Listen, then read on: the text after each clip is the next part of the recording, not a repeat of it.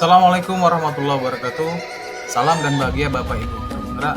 Melalui aksi nyata modul 1.4 Budaya Positif, saya Agus Supriyanto, calon guru penggerak angkatan 11 dari Kota Langsa, Provinsi Aceh. Sebelumnya perkenalkan, Ibu Nurdia sebagai fasilitator, Ibu Yusnidar sebagai pengajar praktik, dan saya sendiri Agus Supriyanto, calon guru penggerak angkatan 11. Berikut ini saya akan menampilkan aksi nyata budaya positif, yaitu kesepakatan kelas pengimbasan budaya positif SMA Negeri 2 Langsa. Pada latar belakang aksi nyata yang saya lakukan adalah adanya kemajuan teknologi yang semakin pesat, selain memberikan dampak positif, juga memberikan dampak negatif. Salah satunya masuknya budaya luar tanpa adanya filter yang sering ditiru oleh anak. Hal ini menyebabkan adanya penurunan karakter pada anak. Salah satu cara mengatasinya adalah dengan menanamkan kembali nilai-nilai karakter melalui penerapan budaya positif yang ada di sekolah. Budaya positif adalah nilai-nilai keyakinan-keyakinan dan kebiasaan-kebiasaan di sekolah yang berpihak pada murid, agar murid dapat berkembang menjadi pribadi yang kritis, penuh hormat, dan bertanggung jawab. Hal ini sejalan dengan tujuan pendidikan menurut Ki Hajar Dewantara, yaitu menuntun anak dengan segala kodrat yang ada agar mereka dapat mencapai keselamatan dan kebahagiaan baik sebagai manusia maupun sebagai anggota masyarakat. Adapun dalam menciptakan budaya positif di sekolah, dibutuhkan kolaborasi antara guru dengan kepala sekolah, rekan sejawat, lingkungan masyarakat, dan tentunya dengan murid itu sendiri. Dengan diterapkan budaya positif tersebut, diharapkan murid memiliki karakter yang kuat sesuai dengan karakter-karakter dalam profil pelajar Pancasila. Adapun rencana aksi nyata yang akan saya lakukan yaitu membuat keyakinan-keyakinan kelas yang berpihak pada murid melalui kesepakatan kelas. Selain itu juga melakukan kegiatan pengimbasan kepada rekan sejawat yaitu Bapak Ibu Guru SMA Negeri 2 Langsa secara langsung di sekolah, kemudian bersama-sama menerapkan budaya positif tersebut di lingkungan sekolah. Adapun tujuan aksi nyatanya yaitu menumbuhkan karakter-karakter yang sesuai dengan karakter profil pelajar Pancasila melalui pembiasaan-pembiasaan yang baik, memfasilitasi murid untuk dapat menyampaikan aspirasinya dan melaksanakan keyakinan yang telah disepakati dengan penuh rasa tanggung jawab. Adapun tolak ukur, siswa dapat melaksanakan keyakinan yang telah disepakati dengan kesadaran diri, terwujudnya pembiasaan-pembiasaan yang baik sehingga tercermin karakter profil pelajar Pancasila. Hasil aksi nyata yang diharapkan yaitu kegiatan membentuk keyakinan kelas melalui kesepakatan kelas, membuat siswa lebih bertanggung jawab pada keyakinan. Selain itu juga menumbuhkan rasa percaya diri karena mereka terlibat langsung dalam mengambil keputusan di kelasnya. Kegiatan pembiasan kepada rekan sejawat membuat kita bersama guru lebih memahami pentingnya penerapan budaya positif dan bersama-sama menumbuhkan budaya positif yang ada di sekolah. Adapun rencana tindak lanjutnya, pada setiap tahun pelajaran baru, saya akan membuat keyakinan kelas melalui kesepakatan di kelas saya. Selain itu, juga memposisikan diri pada posisi kontrol manajer setiap kali menghadapi sebuah permasalahan. Berikut ini dokumentasi aksi nyata yang sudah saya buat, yaitu menerapkan budaya positif terhadap rekan sejawat, dewan guru, dan kepala sekolah, serta juga membuat keyakinan kelas kepada murid-murid.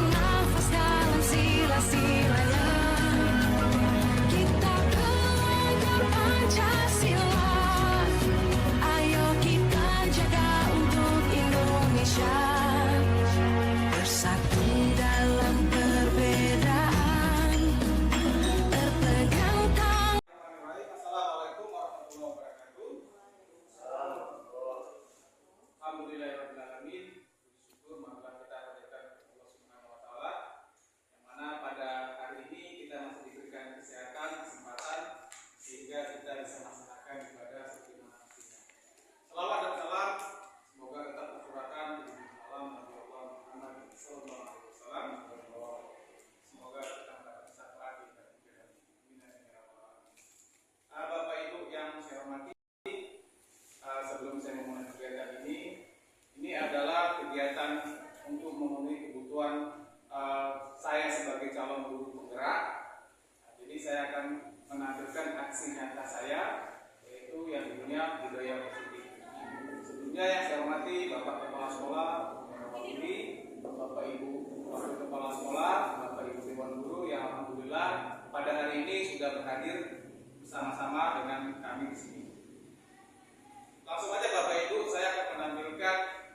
aksi nyata tentang budaya positif untuk memenuhi kebutuhan calon guru penggerak.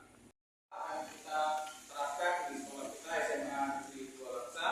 Ini alurnya Bapak Ibu, dimulai dari nilai-nilai kebajikan, yaitu dalam profil pelajar Pancasila, kemudian menggunakan juga teori motivasi, kemudian pembentukan keyakinan jelas.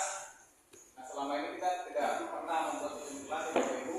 Kemudian ada teori kontrol, dan kemudian yang terakhir ada segitiga restitusi. Segitiga restitusi ini untuk menangani siswa yang seandainya kita punya siswa yang bermasalah, jadi kita menggunakan teori segitiga restitusi. Berikutnya, nah dalam pembelajaran pertama yaitu disiplin positif, nilai-nilai kebajikan universal. Apakah itu disiplin positif? Nah, ini dia. Perubahan paradigma kegiatan kepala tangan. Nah, di sini dijelaskan ada A dan B, Anda dan teman Anda.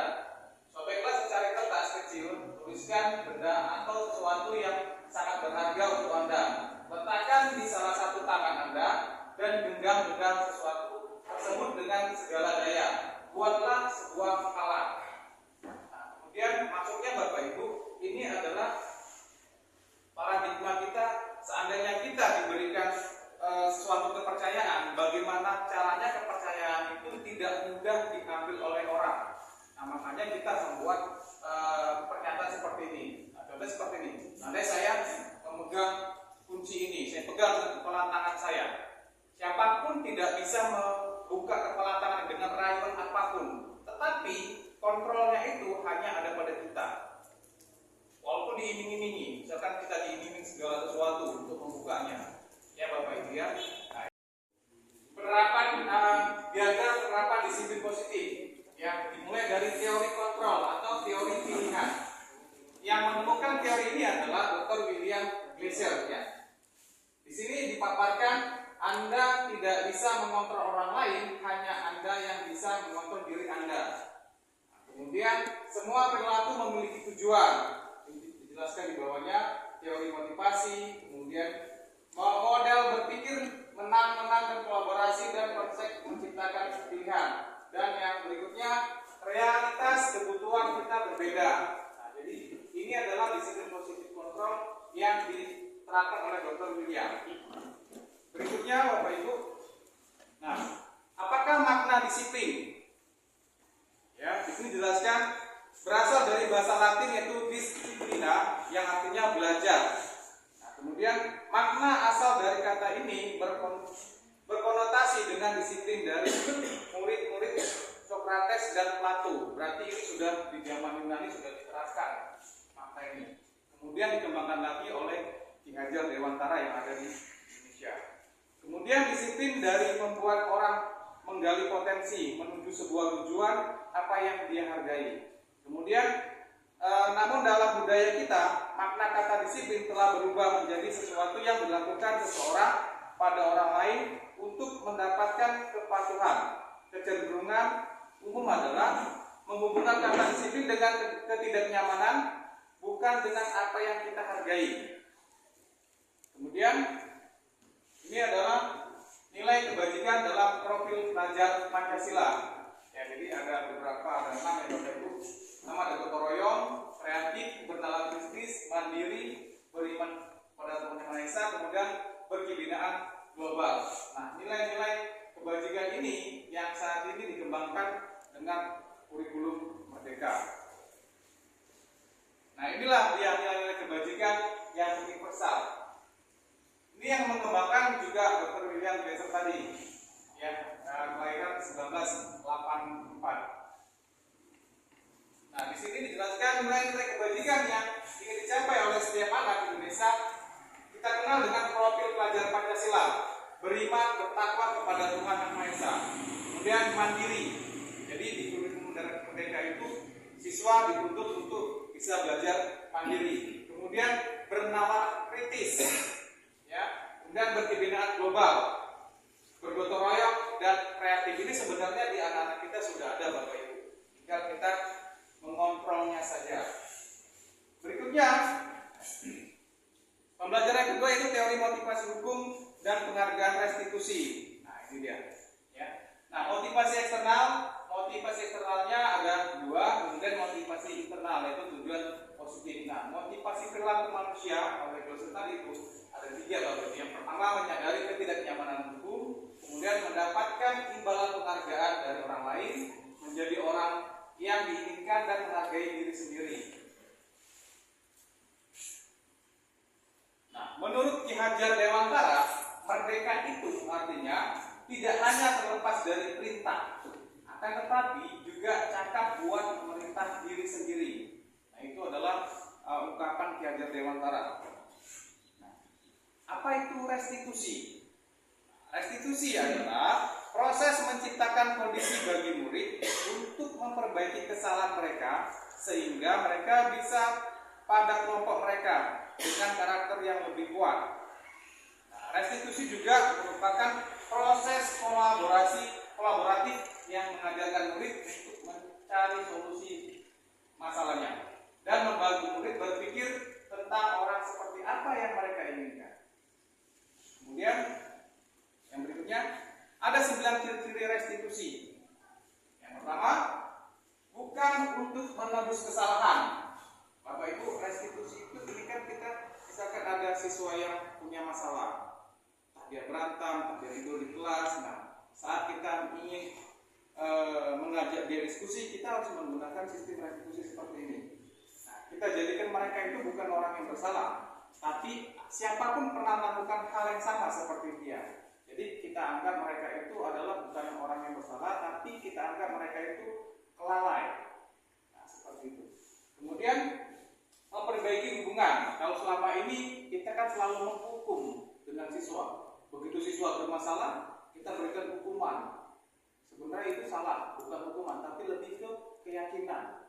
Ada keyakinan kelas, ada peraturan, kemudian ada konsekuensi. Jadi seandainya dia memang tidur di sekolah, di kelas saat belajar, keyakinan kelas mana yang dia langgar? Seperti itu. Jadi bukan kita langsung memberikan hukuman dia, suruh keluar, kemudian suruh skor segala macam. Kemudian tawaran atau bukan paksaan. Kemudian restitusi menuntun untuk melihat ke dalam diri. Restitusi mencari kebutuhan dasar yang mendasari tindakan. Restitusi diri adalah cara yang paling baik. Restitusi fokus pada karakter bukan tindakan. Restitusi fokus pada solusi, dan restitusi mengembalikan murid yang berbuat salah kepada kelompoknya. Jadi jangan sampai siswa yang bermasalah tadi merasa terbebani dengan kesalahan dia terus kita berikan hukuman. Pembelajaran yang ketiga yaitu keyakinan kelas. Nah, apa itu keyakinan kelas? Mengapa tidak peraturan saja? Mengapa harus keyakinan kelas? Nah, apa yang harus kita terangkan nanti? Mengapa kita memiliki peraturan harus menggunakan helm bila mengendarai kendaraan? Menurut Bapak Ibu, itu keyakinan diri atau peraturan? Peraturan ya. Nah, karena kan sudah diterapkan oleh pemerintah. Kemudian yang kedua, mengapa kita memiliki peraturan 3M saat COVID? Menggunakan masker, cuci tangan, dan menjaga jarak 1,5 meter. Nah, itu sudah diaturkan oleh pemerintah. Nah, kemudian mengapa kita memiliki peraturan harus dengan tepat waktu pada saat mengikuti pelatihan? Karena sudah dicantumkan aturan tersebut. Nah, aturan tersebut membuat keyakinan kita harus lebih tepat waktu. Aturan tersebut membuat kita harus menggunakan helm. Keyakinan diri kita, panggilan jiwa kita. Tidak mungkin kita dalam perjalanan jauh tidak menggunakan helm. Bukan takut karena rajianya, apabila ada terjadi sesuatu, misalkan terbentur, aspal segala macam, setidaknya kepala kita terlindungi. Nah, kemudian untuk mendukung motivasi intrinsik, kembali ke nilai-nilai keyakinan lebih menggerakkan seseorang dibandingkan mengikuti serangkaian peraturan-peraturan. Budaya positif. Budaya positif dimulai dari lingkungan positif, keyakinan kelas, dan peraturan. Nah, tadi yang saya sebutkan tadi Bapak Ibu, budaya positif itu harus dimulai dengan lingkungan yang positif dulu. Kemudian baru diikuti dengan keyakinan kelas. Baru yang intinya adalah peraturan kelas. Itu peraturan kelas dengan peraturan sekolah itu sama. Tapi kalau keyakinan kelas dengan peraturan kelas itu berbeda. Peraturan ini bisa diterapkan kalau sudah ada panggilan keyakinan kelas. Keyakinan kelas ini bisa dilakukan apabila lingkungan sekolahnya berpotensi positif. Nah, itu baru tercipta budaya positif. Kemudian Bapak Ibu, nah peraturan dan keyakinan kelas. Nah, contohnya selalu mengembalikan buku ke tempatnya, itu disebut dengan tanggung jawab keyakinan kelasnya. Kemudian dilarang mengganggu orang lain, ya itu disebut dengan menghormati orang lain. Ini bukan peraturan tapi lebih ke keyakinan kelasnya. Dan sampai dengan menggunakan masker, itu keyakinan kesehatan keselamatan. Ya. Sambil dicicipi Bapak Ibu makanannya. Ya. Penerapan diagram penerapan disiplin positif yang dimulai dari teori kontrol atau teori pilihan. Yang menemukan teori ini adalah Dr. William Glasser. Ya. Di sini dipaparkan Anda tidak bisa mengontrol orang lain, hanya Anda yang bisa mengontrol diri Anda. Kemudian semua perilaku memiliki tujuan. Dijelaskan di bawahnya teori motivasi, kemudian model berpikir menang-menang dan kolaborasi dan konsep menciptakan pilihan. Dan yang berikutnya realitas kebutuhan kita berbeda. Nah, jadi ini adalah disiplin positif kontrol yang diterapkan oleh Dr. William. Berikutnya Bapak Ibu. Nah, apakah makna disiplin? Ya, di sini dijelaskan berasal dari bahasa Latin yaitu disciplina yang artinya belajar. Nah, kemudian makna asal dari kata ini berkonotasi dengan disiplin dari murid-murid Socrates dan Plato. Berarti ini sudah di zaman Yunani sudah diterapkan makna ini. Kemudian dikembangkan lagi oleh Ki Hajar Dewantara yang ada di Indonesia. Kemudian disiplin dari membuat orang menggali potensi menuju sebuah tujuan apa yang dia hargai. Kemudian namun dalam budaya kita makna kata disiplin telah berubah menjadi sesuatu yang dilakukan seseorang pada orang lain untuk mendapatkan kepatuhan. Kecenderungan umum adalah menghubungkan kata disiplin dengan ketidaknyamanan, bukan dengan apa yang kita hargai. Kemudian ini adalah nilai kebajikan dalam profil pelajar Pancasila. Ya, jadi ada beberapa, ada 6 yang Bapak Ibu. Nama ada gotong royong, kreatif, bernalar kritis, mandiri, beriman pada Tuhan Yang Maha Esa, kemudian berkebinaan global. Nah, nilai-nilai kebajikan ini yang saat ini dikembangkan dengan kurikulum Merdeka. Nah, inilah dia nilai-nilai kebajikan yang universal. Ini yang mengembangkan juga Dr. William Glasser tadi, ya, kelahiran 1984. Nah, di sini dijelaskan nilai-nilai kebajikan yang ingin dicapai oleh setiap anak Indonesia. Kita kenal dengan profil pelajar Pancasila, beriman, bertakwa kepada Tuhan Yang Maha Esa. Kemudian mandiri. Jadi di kurikulum Merdeka itu siswa dituntut untuk bisa belajar mandiri. Kemudian bernalar kritis, ya. Kemudian berkebinaan global, bergotong royong dan kreatif. Ini sebenarnya di anak-anak kita sudah ada Bapak Ibu. Tinggal kita mengontrolnya saja. Berikutnya, pembelajaran kedua itu teori motivasi hukum dan penghargaan restitusi. Nah, ini dia. Ya.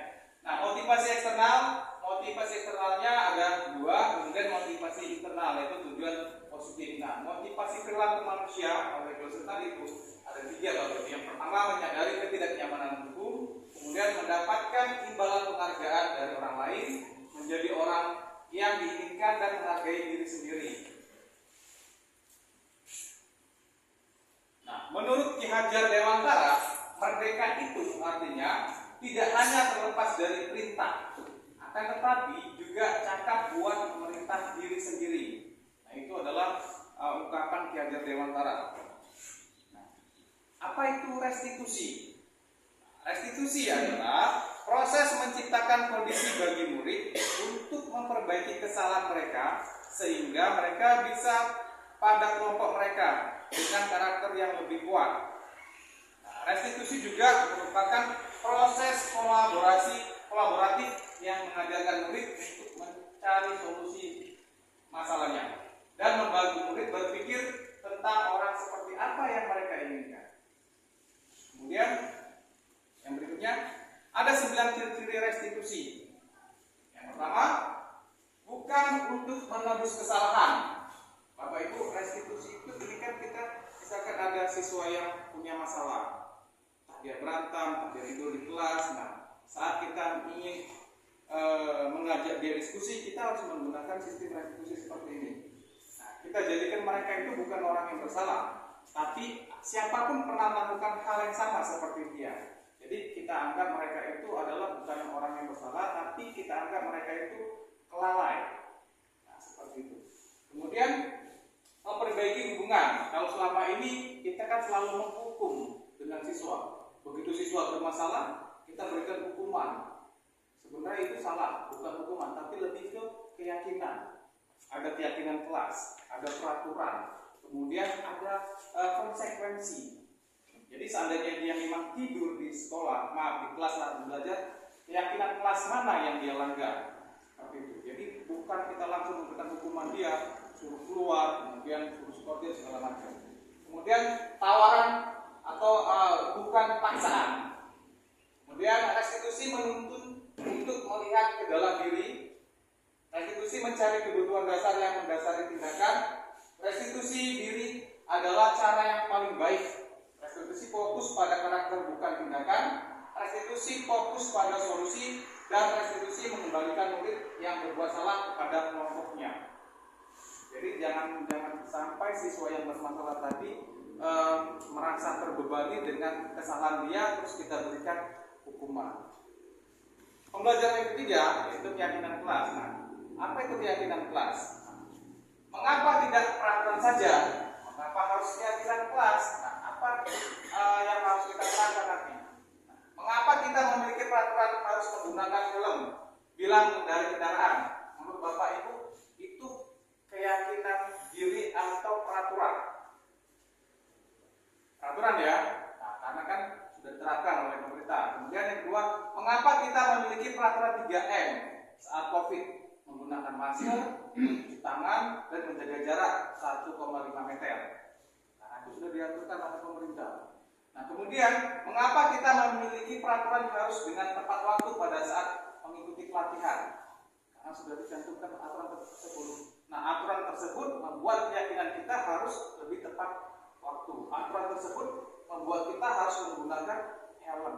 Keyakinan diri kita, panggilan jiwa kita. Tidak mungkin kita dalam perjalanan jauh tidak menggunakan helm. Bukan takut karena rajianya. Apabila ada terjadi sesuatu, misalkan terbentur, aspal segala macam, setidaknya kepala kita terlindungi. Nah, kemudian untuk mendukung motivasi intrinsik, kembali ke nilai-nilai keyakinan lebih menggerakkan seseorang dibandingkan mengikuti serangkaian peraturan. Budaya positif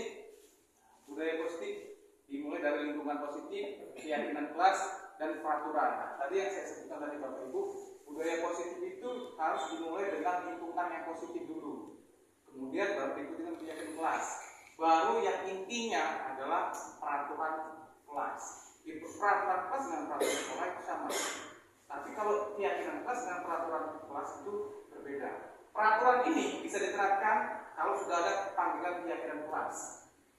Keyakinan kelas ini bisa dilakukan apabila lingkungan sekolahnya berpotensi positif. Nah, itu baru kita budaya positif.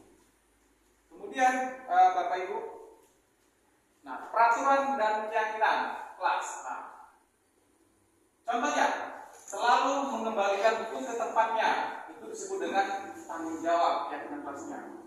Kemudian dilarang mengganggu orang lain, ya itu disebut dengan menghormati orang lain. Ini bukan peraturan tapi lebih ke keyakinan kelasnya. Dan sampai dengan menggunakan masker, itu keyakinan kesehatan, keselamatan. Ya. Sambil dicicipi Bapak Ibu makanannya. Ya.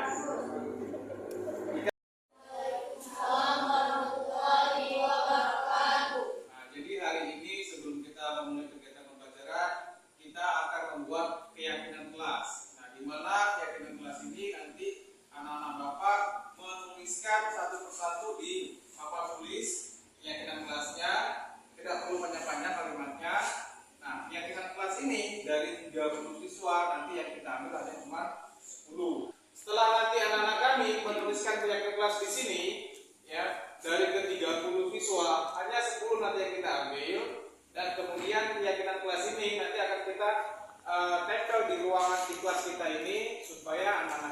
semuanya apabila melanggar keyakinan kelas itu, nanti yang mengingatkan temannya dulu. Setelah itu nanti akan saya ingatkan lagi kenapa harus melanggar. Ya. Keyakinan kelas contohnya apa misalkan? Jagalah kebersihan, ya kan, berpakaian rapi, kemudian tidak boleh makan di dalam kelas, datang tepat waktu, ya kan, waktu pas mau keluar harus izin dulu. Paham ya? Paham. Iya, terima kasih. Nah, silakan satu persatu menuliskan sekali. Silakan, dia dulu. Nanti diikuti ya sama temennya. Jadi satu ya, satu siswa, satu keyakinan kelas.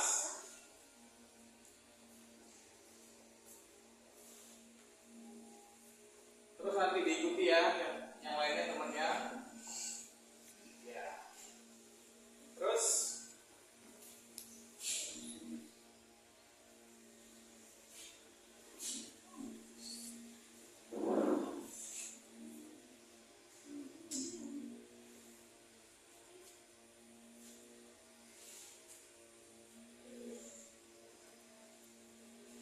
yang laki-laki. Ya, agak ke depan lagi. Ya.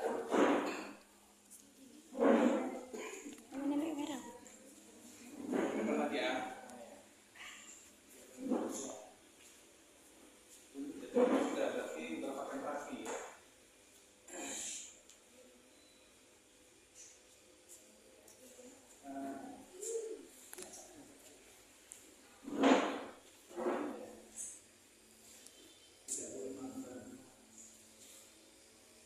Oke, terima kasih, jaga terus berikutnya.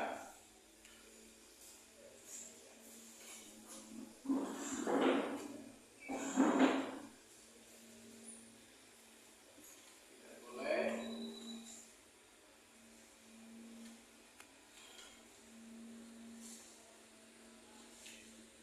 Ya, tidak boleh makan di kelas. Oke, terima kasih. Demikianlah aksi nyata modul 1.4 budaya positif. Terima kasih, salam guru penggerak, tergerak, bergerak, menggerakkan. Assalamualaikum warahmatullahi wabarakatuh.